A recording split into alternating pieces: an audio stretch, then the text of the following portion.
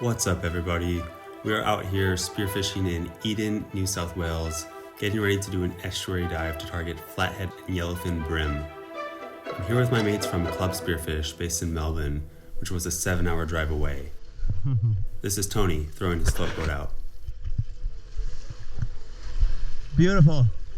Let's get after it. As soon as I put my float and catch bag in the water, you can see the current take it away immediately. The game plan is we go out when it is incoming or flood tide, and we ride the tide up the river, timing the change, and then ride the outgoing or ebb tide back to our starting point, and we're laughing. So the name of the game here is flatheads and bream. Some estuaries also have blue swimmer crabs, but not this one. I'm rocking a 60 centimeter spear gun with a praner head that is actually called the Eden spear gun. I calibrate my aim with a test shot, and we're off.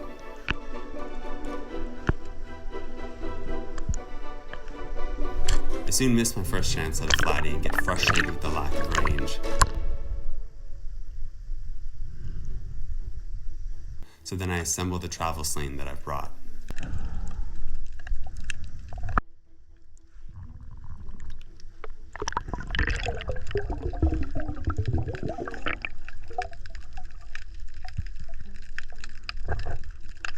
There were also other species of fish that were worthwhile to target, including luderick, salmon, and trevally. As you can see, I definitely needed to work on my aim, as it had been a while since I had last used the sling.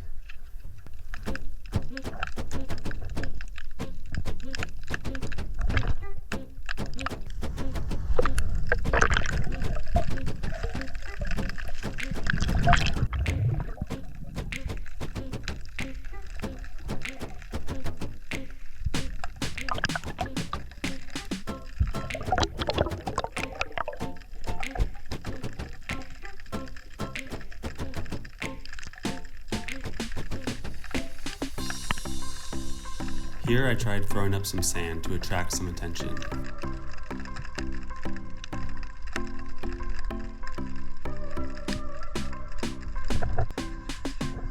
Although I keep missing shots, I can tell I'm getting closer.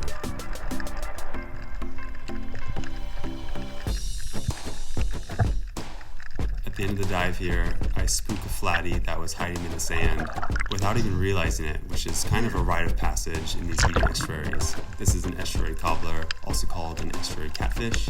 They usually just sit there. Some parts of the estuary had heaps of box jellyfish, but these were Jimbles that don't have the same venom potency as the ones found in Northern Australia. Still, we stayed away from them.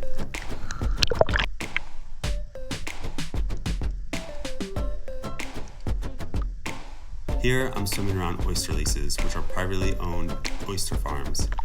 You are allowed to fish recreationally around them, but should always have a float to be visible and take care not to damage any part of the lease. Yellowfin bream live under and around the oyster leases, and I start to close the gap on some. My first attempt is a close call and makes me even more determined.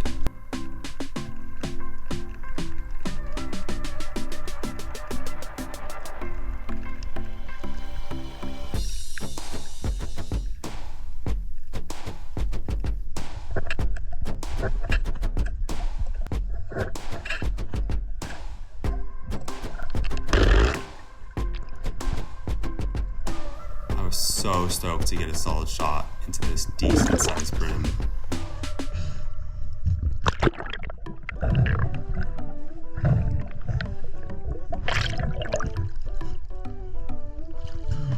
As soon as I secure it, I finish it off and admire my catch.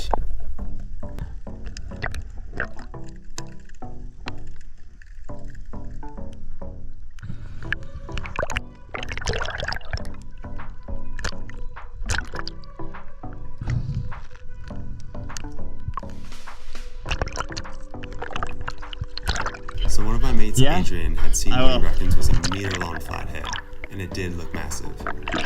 We didn't attempt to spear it because in New South Wales they have slot sizing for dusky flathead, and you're only allowed to take them between 36 and 70 centimeters long. You can tell it's too big. That thing is enormous. Back at home, I was excited to prepare this bream in an Asian style, thanks to a tip from my mate Troy, where you can either steam it or bake it. I elected to bake it wrapped in baking paper and aluminum foil, which effectively steams it inside of the oven.